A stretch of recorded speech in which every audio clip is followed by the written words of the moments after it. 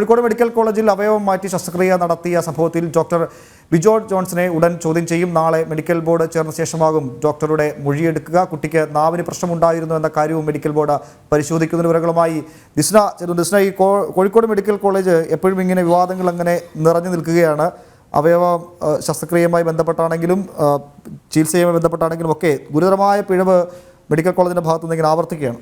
ദിസ്ന, ഉമേഷ്, കഴിഞ്ഞ ദിവസമാണ് കോഴിക്കോട് മെഡിക്കൽ കോളേജിൽ അവയവം മാറി ശസ്ത്രക്രിയ ചെയ്തു എന്ന സംഭവവുമായി ബന്ധപ്പെട്ട് നാല് വയസ്സുകാരി കുട്ടി എത്തുന്നത്. ഇതുമായി ബന്ധപ്പെട്ടാണ് ഇപ്പോൾ ഡോക്ടർ ബിജോൺ ജോൺസനെ ഉടൻ ചോദ്യം ചെയ്യുമെന്നൊരു വിവരം നമുക്ക് ലഭ്യമായിട്ടുള്ളത്.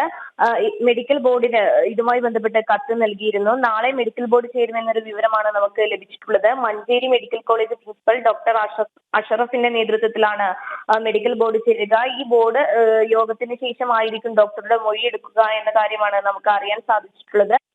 കൂടാതെ തന്നെ ഈ സംഭവവുമായി ബന്ധപ്പെട്ട് മെഡിക്കൽ കോളേജിൽ നിന്നടക്കം കുട്ടിയുടെ ചികിത്സാ രേഖകൾ അടക്കം പോലീസ് പരിശോധിച്ചു വരികയാണ്. കുട്ടിക്ക് പ്രശ്നമുണ്ടായിരുന്നോ എന്ന് മെഡിക്കൽ ബോർഡിന് ശേഷം അറിയാമെന്നാണ് നമുക്ക് മനസ്സിലാക്കാൻ സാധിച്ചിട്ടുള്ളത്. മാത്രമല്ല, കോഴിക്കോട് മെഡിക്കൽ കോളേജിൽ ഇന്നും ഒരു ഗുരുതര വീഴ്ചയുണ്ടായി എന്നൊരു ആരോപണവുമായി ഒരു യുവാവ് രംഗത്തെത്തിയിരിക്കുന്നു. ഇതുമായി ബന്ധപ്പെട്ട് മെഡിക്കൽ കോളേജ് പോലീസ് അന്വേഷണം ആരംഭിച്ചിട്ടുണ്ട്. എന്തായാലും സംഭവവുമായി ബന്ധപ്പെട്ട് വലിയൊരു രീതിയിലുള്ള പ്രതിഷേധമാണ് ഉയർന്നു വരുന്നത്. ഉമേഷ്.